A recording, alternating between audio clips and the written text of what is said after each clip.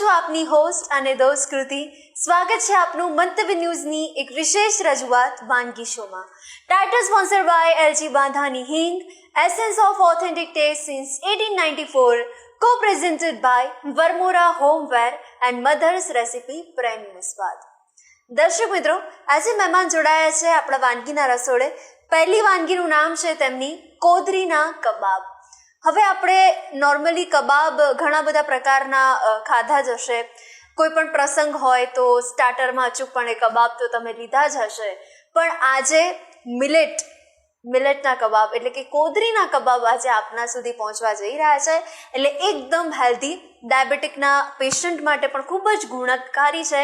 અને તમને એવું થતું હોય કે મારું વજન નથી ઉતરી રહ્યું, તો વજન ઉતરે એના માટે પણ આ વાનગી સ્પેશિયલ કહી શકાય એવી છે. તો ચાલો કરીએ આજના કાર્યક્રમની શરૂઆત. દર્શક મિત્રો, આજે વાનગીના રસોડે શિલ્પાબેન આપણી સાથે જોડાયા છે, તો ચાલો એમનું પણ વેલકમ કરીએ. શિલ્પાબેન, welcome to our show. Thank you. તો આજે તમે મિલેટ કબાબ એટલે કે કોદરીના કબાબ બનાવવા જઈ રહ્યા છો. અને શિલ્પાબેન, અત્યારે આપણે બધા જ હેલ્થ કોન્શિયસ થઈ રહ્યા છે અને મિલેટ્સ તરફ પણ આગળ વધી રહ્યા છે. તો આ વાનગી વિશે શું કહેશો? બહુ જ સારી હેલ્ધી વાનગી છે આપણે. અને આપણે ઘણા ડાયટિંગ કરતા હોય કે ભાઈ ભાત નથી જ ખાવા બિલકુલ, એની માટે બેસ્ટ ઓપ્શનમાં છે ને કોદરી છે. તો આપણે કોદરીના જ આપણે કશું વેરાયટી બનાવીએ તો એ ખવાય પણ ખરું અને સારું પણ લાગે. યસ, એટલે વજન ઘટી જશે જેને ઉતારવું છે. હા હા, ચોક્કસ. અને ડાયાબિટીસમાં અમે કોઈ ભાત ના ખાય તો એના માટે આ બેસ્ટ છે. યસ, તો આવી ગુણકારી આપણી આ વાનગી, એના ઇન્ગ્રેડિયન્ટ્સ જોઈ લઈએ. આ કોદરી મેં 5 થી 6 કલાક પલાળી અને મેં બનાવી દીધી છે અને મીઠું નાખીને બાફી લીધી છે. પછી આ કાબુલી ચણા છે જેને મેં રાત આખી પલાળી રાખ્યા અને સવારે ખાલી કાચા જ ક્રશ કરેલા છે, બરાબર. આ એક કેપ્સિકમ છે નાનું, ડુંગળી છે નાની, એક અડધું ગાજર છે, આદુ મરચાં લસણની પેસ્ટ છે, કોથમીર છે, બ્રેડ ક્રમ્સ છે અને આ મેંદાની સ્લરી છે અને લીંબુ છે એક. ઓકે, આપણે સ્ટાર્ટ કરીશું. હા, તો આપણે પહેલાં કોદરી લઈ લઈશું.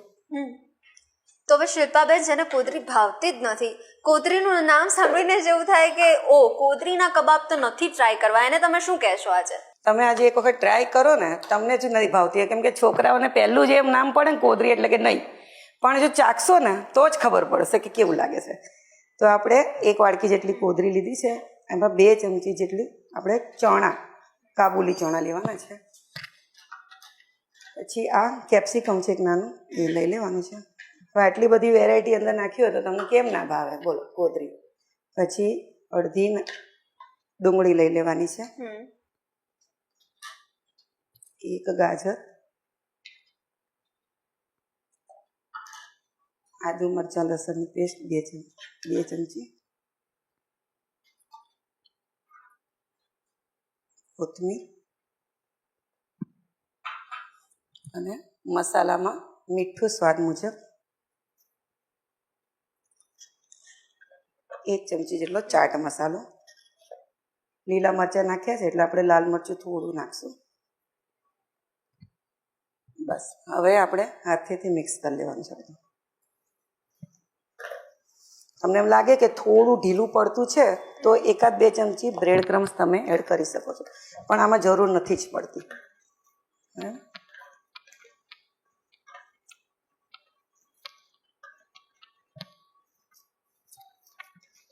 તો આજે કોદરીમાંથી બનાવી, પછી તમે, મને એવું લાગી રહ્યું છે તમે મિલેટ્સમાંથી ઘણી બધી વાનગી બનાવતા હશો, કાંગમાંથી પણ બનાવતા હશો કે કિનવામાંથી પણ બનાવતા હશો. એટલું બધું નથી હજી ખાધી, પણ આ કોદરી અને બીજા ઘણા મિલેટ્સ જેમ કે આપણે રાજગરો, અચ્છા, ઓકે, એ બી સરસ, એનું બી સરસ ટિક્કી બને છે, પાલક સાથે બનાવો ને બહુ ફાઇન લાગે છે. એટલે થોડું ઘણું ટ્રાય કર્યું છે કે ભાઈ આપણે થોડાક હેલ્ધી થઈ જઈએ. ઓકે, પણ હવે પેલું કહે ને કે ચટાકા ક્યાં જાય જીભના, એ પછી રે જ તે. ચલો, આપણે મિક્સ થઈ ગયું છે તો આપણે હવે કબાબ વાળી લઈશું. આને તમે જે શેપ આપવો એ આપી શકો છો. આપણે અત્યારે ગોળ બનાવીએ છીએ, બાકી તમે પેલું સ્ટીકમાં ભરાઈને લાંબુ શેપ, એ રીતે આપણે જે મળે ને બહાર કબાબ, એવી રીતે પણ શેપ આપી શકો તો પણ થાય જ છે. અને હવે આપણે આને સ્લરીમાં ડૂબોળીને મેંદાની અને બ્રેડ ક્રમ્સમાં આ રીતે ડૂબોળી દઈને અને આ રીતે કબાબ વાળી લઈશું બધા. આ રીતે બીજા બધા કબાબ વાળી લઈશું આપણે.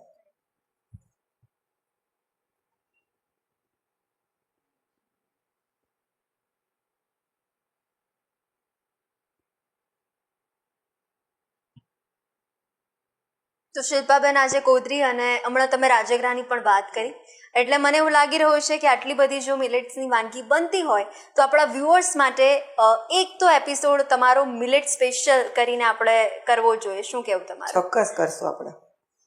અને તમને બધી જ વાનગી જે હું બનાવીશ ને બધી તમને ભાવશે. તમે ખાઓ છો મિલેટ્સ? બિલકુલ.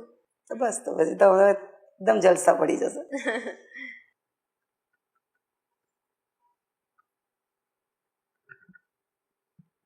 તો આપણે તેલ ગરમ થઈ ગયું છે તો આપણે કબાબ તળી લઈશું.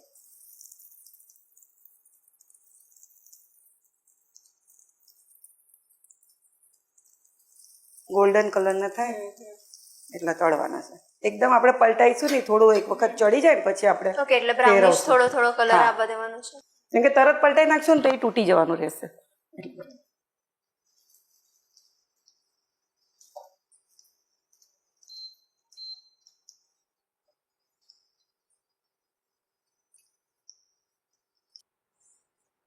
ચાલો, હવે આ કબાબ આપણે તળાઈ ગયા છે, ગોલ્ડન થઈ ગયા છે, તો આપણે ગેસ બંધ કરી દઈશું અને કાઢી લઈશું.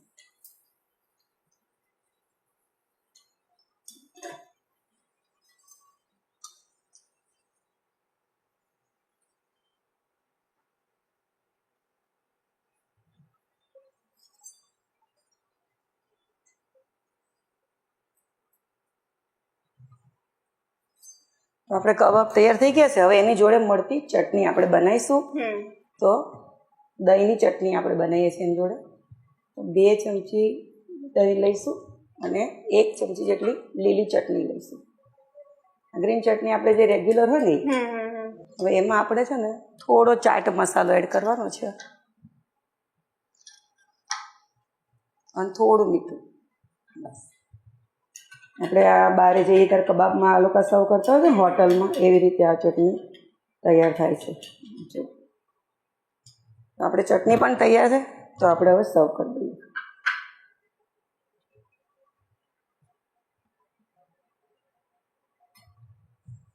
તો તૈયાર છે કોદરીના કબાબ. Thank you so much Shilpaben, આ રેસીપી આપણા વ્યુઅર્સ સુધી પહોંચાડવા માટે. તો દર્શક મિત્રો, હોટલ ને રેસ્ટોરન્ટના કબાબને પણ પાછા પાડી દે ને એવા આપણા મિલેટ કબાબ બની ગયા છે. તો તમે પણ આ કોદરીના કબાબ અચૂકથી ટ્રાય કરજો. અને હવે બીજી જે વાનગી છે, તમે જો સાઉથ ઇન્ડિયન ફૂડના લવર્સ છો ને, તો પછી તમને આ જે બીજી વાનગી તમારા સમક્ષ આવવા જઈ રહી છે એ અચૂકથી તમને ભાવશે, એની હું ગેરંટી આપું છું. તો દોસ્તો, એ વાનગીનું નામ શું છે એના માટે થોડીક રાહ જુઓ. મળીએ નાનકડા બ્રેક બાદ. કોદરીના કબાબ બનાવવાની સામગ્રી: બાફેલી કોદરી, કાબુલી ચણા, ગાજર, ડુંગળી, ચાટ મસાલો, મીઠું, લીંબુનો રસ, તેલ, બ્રેડ ક્રમ્સ, કોથમીર, મેંદાની સ્લરી.